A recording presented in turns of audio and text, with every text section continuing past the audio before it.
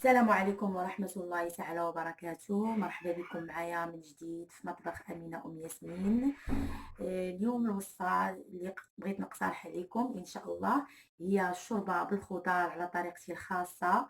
كتجي لذيذة بزاف بمكونات بسيطة في متناول الجميع. وكيف ما كتعرفوا معايا حنا دابا في هذه الفترة كنمروا من هذه الأزمة ديال هذا الوباء كورونا. كنتمنى الله يرفع علينا هذا الوباء يا ربي وتنجينا وتحفظنا وتحفظ جميع الأمة المسلمة وجميع وليداتنا. وفي هاد لابيريود بالضبط حنا كنحتاجوا الاشياء الساخنه لان كيقول لك كورونا. ما تاخديش الاشياء المبرده، تناولوا الاشياء الساخنه صحيه اكثر وكتحميك منها. داكشي علاش انا اليوم واخا عيانه ضاربني البرد قلت غنصور معكم عشاتي وتشاركوها معايا. وكنتمنى انكم تجربوها لانها بالفعل تستحق التجربه، حيت فيها منافع كثيره للكبار والصغار، وغادي تفيدنا بزاف بزاف في هاد الازمه اللي حنا فيها.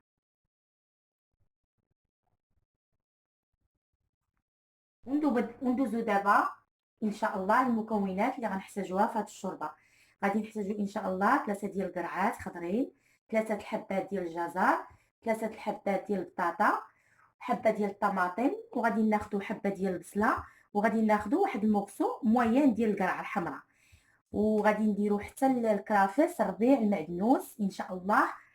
وغادي نكونوا عندنا واحد جوج فرماجات ديال لافاج كيري اختياريه، تقدروا ديروا غير وحده باش نطحنوها.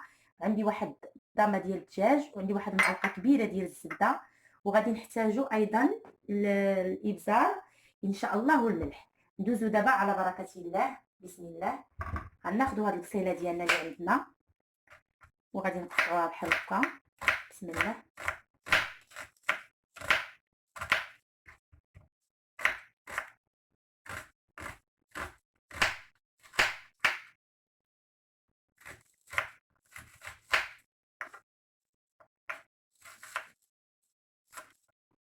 من بعد ما قطعت البسيطه ديالي غادي ندوز غناخذ الجميله ديالي وغنضع فيها هاد البصله كما كتشوفوا معايا هكا الجميله ديالي.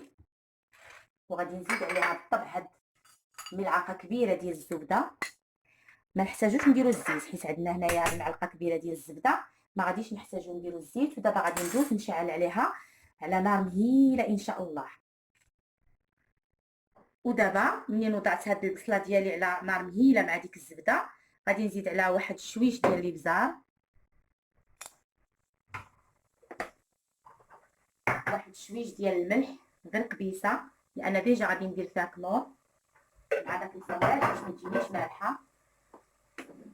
وغادي نخلي هاد البصيله ديالي تشحر ليا مع هاد الزبده ونمشي نكمل لكم تقطيع الخضار المرحله الاخرى، المراحل اللي باقي لينا. ودابا غادي ناخذ هاد المطيشه ديالي غادي نقيها حبه وحده على ما تشحرات ليا ديك البصيله. غادي نزيد على هاد المطيشه حتى هي. السر ديال هاد الشوربه ديالي خاصه اللي كندير كتعجبني بزاف، كتجي لذيذه وملي كنطحنها كتجي كريمي، كتجي رائعه وكتعجب ليا وليداتي بزاف. وسيرتو حنا دابا في هاد الظروف ديال هاد الوباء نتمنى الله يرفعو علينا، يعني محتاج الجسم ديالنا لا حنا لا وليداتنا محتاجين الخضار ومحتاجين الاشياء الساخنه. وغادي نقطع هنايا في سول الاول نحاول نقطعو رقيق.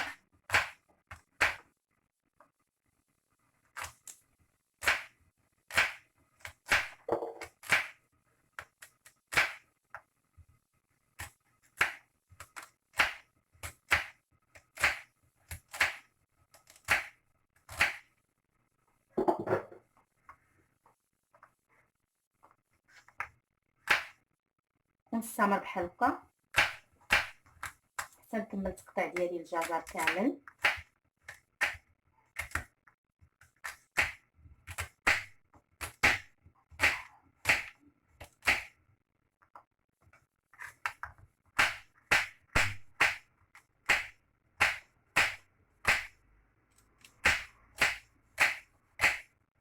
انا غادي ان شاء الله ندوز دابا وغادي ندير هاد المطيشه ثاني نتبعها لديك البصيله باش يتشحروا مزيان، عاد ندير خيزو هو الاول حيت كيشط الطياب. وندوز دابا ندير هاد البصيله المطيشه مع هاد الكسيرين ديال دابا. ها هي الزبده ديالتي هنايا كتقلى ليا مع الزبده وشويه الابزار والمليحه. غادي نزيد عليها هاد المطيشه حتى هي تقلى معاها.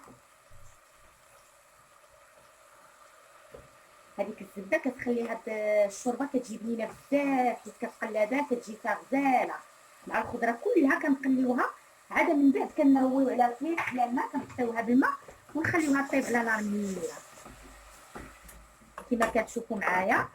غنخلي دابا هاد المطيشه ديالي مع هاد البصله يزيدوا يتقلاو، ونرجع نمشي نكمل الخضره الكميه المتبقيه من الخضر في التقطيع. الجزر ديالي في التقطيع غادي نمشي حتى هو نزيدو على ديك البصله ومطيشه يتشحر حتى هويا، حيت معروف خيزو هو الاول حيت كيشد شويه الطياب. وغادي حتى هو نشحرو مع ديك الخضيره ديالي ونرجع نكمل تقطيع الخضر المتبقيه. مكاينش الماء نهائيا، غير ديك البصله ومطيشه والزبده والبزار ومليحه كما كتشوفوا. السر ديال المذاق اللذه ديال هاد الشوربه هي هاد الطريقه هادي ديال كتشحروا كلشي الخضره بلا ما، غير بديك الزبده.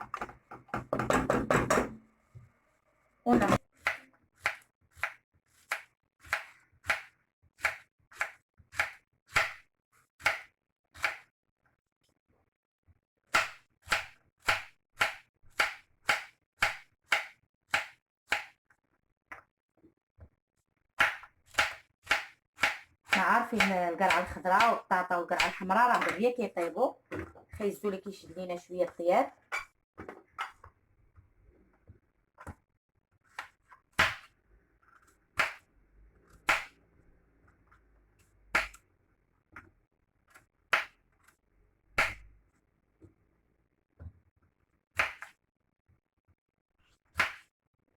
اليوم كنعتذر منكم، انا مولفه كندير فيها البورو وكيعجبني بزاف البورو في القرعه، ولكن ما كيتواجدش عندي، ماشي مشكل، ولكن في اغلبيه الاوقات كنديرو صراحه. ولكن ودابا من بعد ما هانتوما كما كتشوفوا تشحر لينا الخيزو والبصله ومطيشه، غادي نرمي عليه هاد البطاطا والقرعه الخضراء والقرعه الحمراء كما كتشوفوا. وحتى الربيع والكرافس والمعدنوس انا راه خليتهم عشوائيين ما قربتهمش، حيت كنطحن في الميكسور تيطحن ليا مزيان. وهاد الوريقه ديالي ديال سيدنا موسى اللي غنزولها بالطبع في الاخر. وغادي نروي دابا على هاد المكونات اللي عندي على هاد الخضره حتى تغطى مزيان بلاتي بعدا. عفوا غادي نخليو هاد الخضيره بحال هكا شويه حتى هي تتشحر مع ديك المطيشه والبصله والخيزو. كما قلت لكم راه هاد السر هو اللي كيعطي واحد المذاق رائع لهاد الشوربه، ديال انك تقليوها غير بديك الزبده والمليحه والابزار.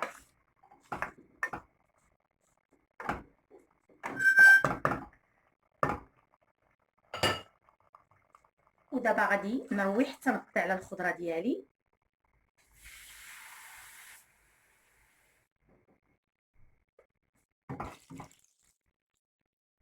كما كتشوفوا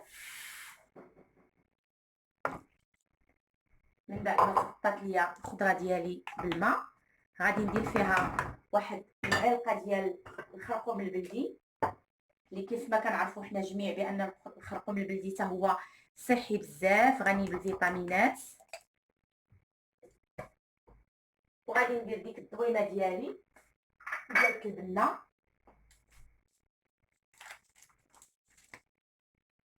كما كتشوفوا. وغادي نغطي على هذه الجميله ديالي ونخليها بالطبع طيب على نار مهيله، ونتلاقاو ان شاء الله بعد الطهي ديالها باش تشوفوا الطريقه ملي بغي ان شاء الله نطحنها في ميكسور تشوفوا الشكل النهائي ديالها. ودابا كما كتشوفوا معايا من بعد ما طابت ليا الشوربه ديالي غادي ناخذها درتها في الميكسور، وغادي نضيف لها جوج فرماجات ديال لافاش كيري، تقدروا ديروا كيري. وبالنسبه لها جوج حبات ديال الفرماج اختياريين، تقدروا ديروا غير وحده كافيه، غير انا حيت وليداتي عزيز عليهم تجي كريمي وداكشي كندير فيها جوج ديال الفرماجات. ودابا ان شاء الله نتلاقاو من بعد ما نطحن لاصوب ديالي وتشوفوا الشكل النهائي ديالها باذن الله. كتشوفوا معايا خواتاتي، كان هذا هو الشكل النهائي ديالي للشوربه ديالي اللي رافقتها ببيض مسلوق والتمر وواحد شويه د الخبز. ممكن ترافقوها بفطائر اولا بمعسلات او باللي يحب خاطركم نتوما. وكنتمنى تنال الاعجاب ديالكم يا ربي. وما تنساوش تبخلوا عليا بتعليقاتكم وباللايكات، وتشاركوا عندي في القناه، لان بكم باش القناه ديالي غتكبر وتزيد لقدام.